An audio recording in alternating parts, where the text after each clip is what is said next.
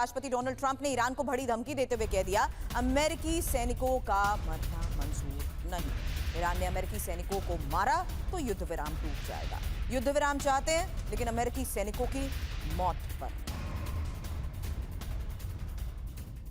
वहीं ईरान को लेकर ट्रंप का एक और बयान, मैं सब कुछ तबाह कर सकता हूं। अभी मैं ईरान से समझौता करना पसंद करूंगा। ईरान से अच्छी बात चल रही है। फिलहाल डोनाल्ड ट्रंप के अब पिछले 12 घंटे और 24 घंटे में आए इन बयानों की ही एक डिटेल आपके सामने रखते हैं, जहां एक तरफ ईरान को तबाह करने की चेतावनी, वहीं ये कि फिलहाल ईरान से डील करना चाहता हूं लेकिन एक भी सैनिक मरा तो खैर नहीं। डोनाल्ड ट्रंप ने क्या कहा? ईरान से युद्ध विराम और डील चाहते हैं, ईरान के सैनिकों का मरना मंजूर नहीं। अमेरिका के सैनिकों का मरना मंजूर नहीं, हमले में एक भी सैनिक की मौत तो बर्दाश्त नहीं। सैनिकों की कीमत पर ईरान से डील नहीं होगी और सैनिकों की मौत हुई तो युद्ध विराम भी खत्म। सब कुछ तबाह कर सकता हूं लेकिन नहीं करूंगा। मैं ईरान से समझौता करना पसंद करूंगा।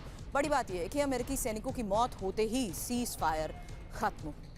वहीं अब यूरेनियम की वजह से नहीं हो पा रही है डील, ये एक और सबसे बड़ी खबर है, जहां अमेरिकी मीडिया ने इसको लेकर बड़ा दावा किया है कि डील में यूरेनियम की वजह से बात नहीं बन रही है।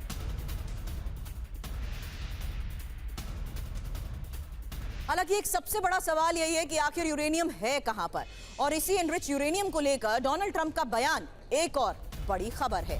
ईरान के यूरेनियम पर डोनाल्ड ट्रंप ने कहा, ईरान को सरेंडर करना होगा यूरेनियम, और यूरेनियम सरेंडर करने पर सहमति जता चुका है ईरान। ईरान ने अपने फैसले को कई बार बदला। तो अमेरिका ईरान जंग क्यों नहीं हो रही है डील, ये एक सबसे बड़ा सवाल। फिलहाल वजह जानिए, जहां प्रतिबंध हटाने में यूरेनियम सबसे बड़ी बाधा है और एटमी डील के बाद ही बैन हटेगा। हालांकि यूरेनियम पर बात करने को ईरान राजी नहीं है। अमेरिका देखिए, जहां वजहों की बात करें तो अमेरिका साफ कह चुका है कि ईरान को संवर्धित यूरेनियम उसे सौंपना होगा, जबकि ईरान का रुख भी साफ है कि किसी भी कीमत पर वो परमाणु कार्यक्रम को नहीं रोकेंगे। वहीं ये सबसे बड़ी वजह यह भी है, जहां ये साफ है कि आखिर यूरेनियम है कहां, और इस्फहान, फोर्दो और नतांज वो सीक्रेट ठिकाने जहां पर ईरान का यूरेनियम मौजूद है। अब ईरान पर हमले को लेकर नेतन्याहू ने भी बयान दिया है, अमेरिका और इजरायल की सेना तैयार है, जरूरत पड़ी तो ईरान पर हमला करेंगे।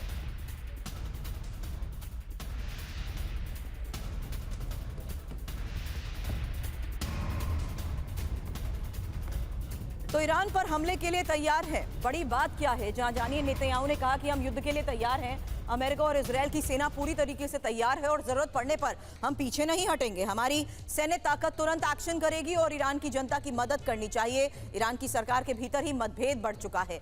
इस बयान के मायने ये है कि अमेरिका इजरायल की सेना अलर्ट पर डील की कोशिश जारी रखना चाहती है, और लेकिन सेना भी उसकी तैयार है। अब ईरान से डील पर ट्रंप ने बड़ा दावा किया है कि ईरान के साथ बहुत अच्छी बात चल रही है, वीकेंड तक डील पर ऐलान भी हो सकता है और ईरान के साथ डील करने में कुछ भी संभव।